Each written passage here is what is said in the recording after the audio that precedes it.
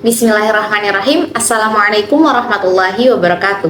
Perkenalkan, nama saya Aisyah Eva Bukhari, mahasiswi Universitas Negeri Semarang, Prodi Pendidikan Bahasa Arab. Dalam video kali ini, saya akan membahas tentang Islam yang berkembang di Indonesia, dengan tujuan untuk mencari tahu model Islam manakah yang paling cocok diaplikasikan di Indonesia.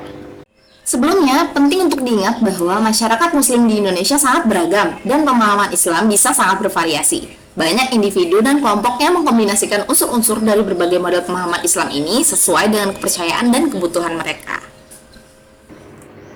Di Indonesia terdapat berbagai macam model pemahaman dan praktik Islam. Hal ini merupakan hasil dari berbagai faktor termasuk sejarah, budaya, geografis, dan berbagai aliran pemikiran Islam yang mempengaruhi masyarakat Indonesia. Beberapa model pemahaman Islam yang ada di Indonesia adalah: yang pertama, ada Islam tradisional. Islam tradisional yaitu kelompok Islam yang mengkombinasikan ajaran Islam dengan kebiasaan adat kedaerahan dan kebiasaan Islam di seluruh dunia. Model Islam ini memiliki ciri yang khas, yaitu bersifat eksklusif dan tidak menerima pendapat yang bersumber dari luar kelompoknya.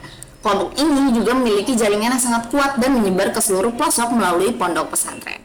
Yang kedua adalah Islam modernis. Islam modernis ini adalah sebuah pikiran, aliran, gerakan, dan usaha untuk mengubah cara berpikir dan tata kerja lama yang tidak rasional dengan tujuan disesuaikan dengan suasana baru yang ditimbulkan oleh kemajuan ilmu pengetahuan dan teknologi modern.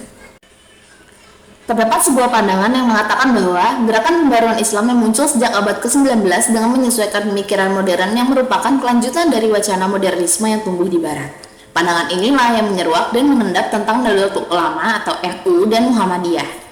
NU sering diidentikan dan diasumsikan sebagai suatu lembaga yang lahir dan berkembang serta anggota-anggotanya berbasis di daerah pedesaan. Sehingga kelompok ini sering disebut dengan kelompok tradisionalis yang dengannya pola pemikiran keagamaannya pun ditipologikan sebagai Islam tradisionalis. Sedangkan untuk Muhammadiyah secara genealogi lebih didasarkan pada masyarakat yang berbasis perkotaan. Bahkan, pola pemikiran keagamaannya pun dicap sebagai kelompok Islam modernis. Pada saat yang sama, berakibat pada tradisionalis NU selalu dianggap sebagai kelompok yang terbelakang, sementara kelompok Muhammadiyah selalu dianggap sebagai kelompok modernis yang dapat mengantisipasi perkembangan zaman. Yang ketiga adalah Islam konservatif. Eksistensi Islam konservatif ada dan terus berkembang hingga saat ini. Dibuktikan dengan sejak berlangsungnya era reformasi yang menjadi peluang bagi gerakan Islam kontemporer muncul di tengah masyarakat. Gerakan tersebut seperti MMI, FPI, dan Salafi.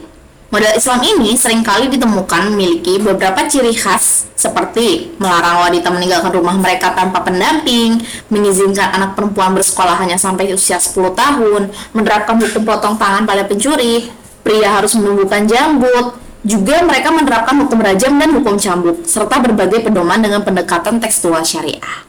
Selanjutnya adalah model Islam transnasional.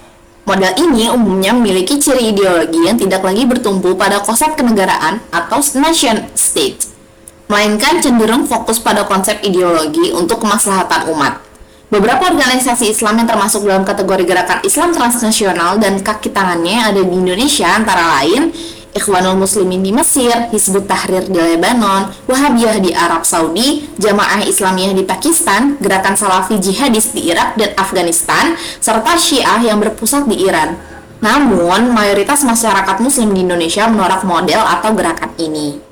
Selain 4 model yang telah disebutkan, terdapat salah satu model yang sering ditemukan di Indonesia, yaitu Islam politis, seperti Partai Keadilan Sejahtera atau PKS dan Hizbut Tahrir Indonesia atau HTI yang berusaha menggabungkan Islam dengan politik.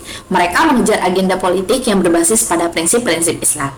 Dalam menerapkan Islam di Indonesia, penting untuk mempertimbangkan nilai-nilai budaya dan sosial yang sudah ada, sambil mempromosikan nilai-nilai Islam yang universal, seperti perdamaian, keadilan, dan kebersamaan. Model Islam yang cocok di Indonesia adalah yang mengedepankan pendekatan yang inklusif, yang menghormati kebebasan beragama dan mempromosikan dialog antaragama. Pada perjalanannya, dalam kurun waktu 20 tahun, gerakan NU dan Muhammadiyah memperlihatkan adanya perkembangan yang dinamis, baik ditinjau dari model pergerakannya, pemikiran keagamaannya, maupun sikap politiknya.